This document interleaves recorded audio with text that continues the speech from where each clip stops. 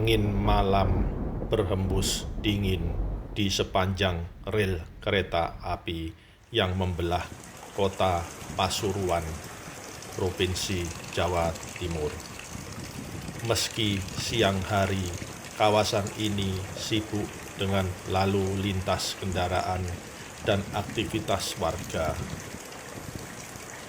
Begitu malam datang, suasana berubah drastis.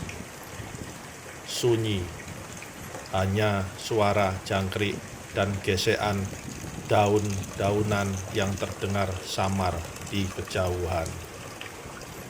Di bawah cahaya lampu jalan yang temaram, seorang pria berbadan tegap berjalan menyusuri gang kecil dengan langkah santai.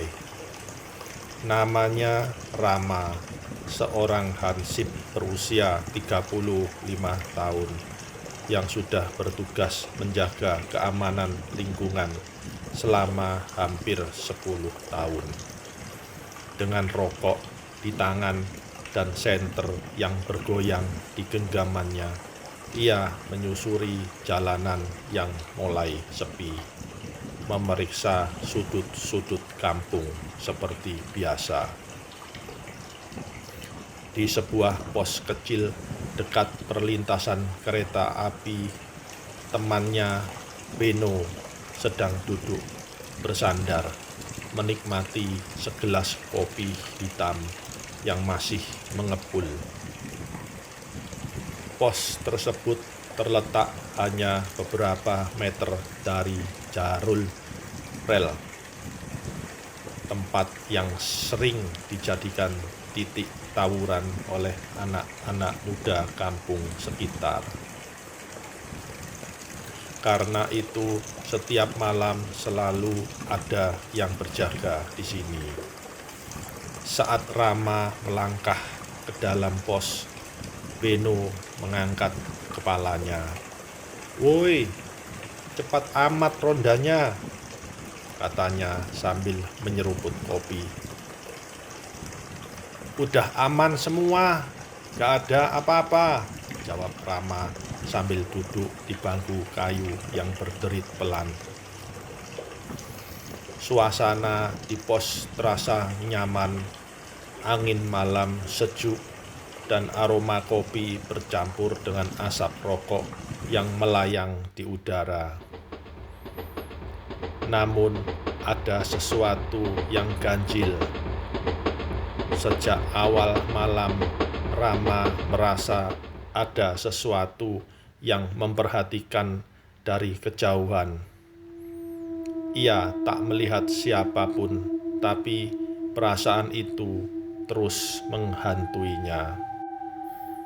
"Ben, lu pernah dengar cerita soal rel ini gak?" tanya Rama tiba-tiba. Beno menoleh, mengangkat alis. "Cerita yang mana?" "Katanya ada penunggu di sini. Banyak orang lihat sosok aneh di rel waktu malam." Beno terdiam sejenak, lalu menghela napas. "Ah, lu juga mulai percaya gituan. Udah, gak usah mikir macem-macem. Kita di sini buat jaga lingkungan, bukan buat nyari hantu." Mereka tertawa kecil, tapi dalam hati Rama tahu ada sesuatu yang tidak beres di tempat ini. Waktu menunjukkan pukul 11:30 malam. Rel masih sepi. Hanya sesekali terdengar suara gemuruh kereta yang melintas di kejauhan. Rama dan Beno sudah mulai mengantuk ketika tiba-tiba, "Lihat tuh," Rama menunjuk ke arah rel. Beno mengikuti arah jarinya dan melihat seorang pria muda berjalan tertatih-tatih di tengah rel.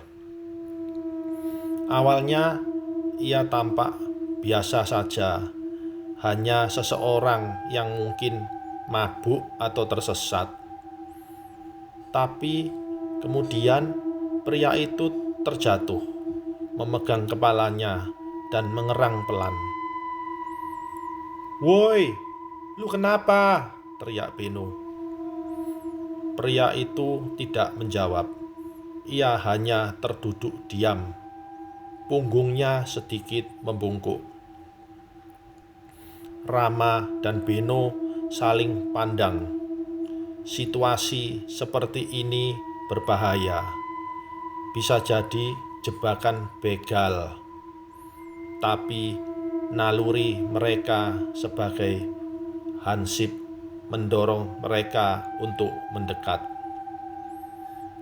Mereka berjalan perlahan ke arah pria itu. Langkah kaki mereka terasa berat. Udara malam tiba-tiba terasa lebih dingin dari biasanya. Saat jarak mereka tinggal beberapa meter, pria itu akhirnya bersuara, "Bang, tolong cari mata kiri saya." Kepalanya berputar ke arah mereka dengan gerakan yang kaku, dan saat wajahnya terlihat jelas di bawah cahaya redup lampu jalan, Rama dan Beno terpaku. Mata kirinya tidak ada, hanya ada lubang menganga hitam, dan dalam seolah ada sesuatu yang pernah mengorek bola matanya keluar. Darah masih menetes dari rongga kosong itu. Beno menjerit, sementara Rama segera menariknya mundur. "Lari!" Tanpa pikir panjang, mereka berdua berlari sekencang mungkin, meninggalkan pos jaga. Tapi yang lebih buruk lagi, mereka justru berlari menjauh dari kampung dan malah semakin dekat ke rel yang gelap. Jantung mereka berdebar kencang setelah berlari tanpa arah.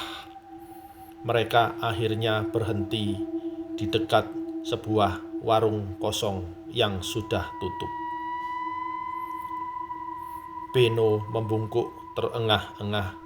"Sial, apa tadi itu, Ram?" "Gue gak tahu, tapi itu bukan manusia." Tiba-tiba terdengar suara langkah kaki. Seseorang mendekati dari arah gelap. Seorang wanita muda dengan gaun putih panjang. Rambutnya tergerai, wajahnya tertutup bayangan. "Kenapa, Bang? Kok lari-lari?" tanyanya dengan suara datar. Beno dan Rama menelan ludah. Perempuan itu terlihat normal, tapi entah kenapa ada sesuatu yang janggal. Kemudian saat ia berjalan melewati mereka, Rama melihat sesuatu yang membuat darahnya membeku. Kakinya tidak menyentuh tanah. Bukan hanya itu, bagian bawah kakinya putus di lutut, dan dari luka itu darah menetes ke tanah. "Setan!" Beno berteriak, dan keduanya langsung berlari lagi. Mereka akhirnya kembali ke pos dengan napas tersenggal. Beno masih gemetar, sementara Rama mencoba menenangkan diri. "Gak mungkin, ini cuma mimpi," Beno meyakinkan dirinya sendiri. Tapi sebelum mereka bisa berpikir lebih jauh, suara langkah kaki terdengar dari luar. Seorang pria gemuk dengan senter di tangannya mendekat. Wajahnya terlihat ramah. Ia tersenyum lebar.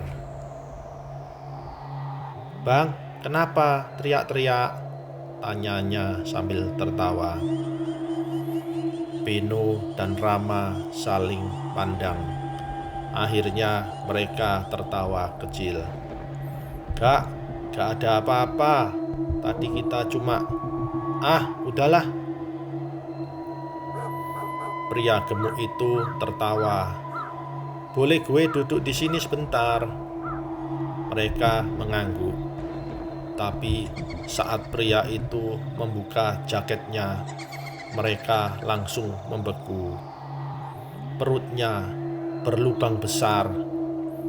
Isi perutnya menganga. Organ dalamnya terlihat jelas. Tapi anehnya ia masih hidup, masih tersenyum. "Bang, sekalian cari usus gue juga ya," katanya santai. Rama dan Beno langsung kabur, tidak peduli lagi dengan pos jaga. Setelah malam itu, mereka tidak pernah kembali berjaga di pos dekat rel. Mereka bercerita kepada rekan-rekan Hansip lain, dan yang mengejutkan, mereka bukan satu-satunya yang mengalami kejadian aneh itu. Banyak cerita tentang orang-orang yang melihat sosok tanpa mata, wanita tanpa kaki, dan pria dengan perut berlubang di sekitar rel itu. Mereka bilang itu arwah orang-orang yang mati tertabrak kereta di tempat itu. Dan hingga hari ini, rel itu masih menjadi tempat yang angker, di mana arwah-arwah gentayangan terus mencari bagian tubuh mereka yang hilang. Dan mungkin malam ini mereka akan menemukan milikmu. Cerita selesai.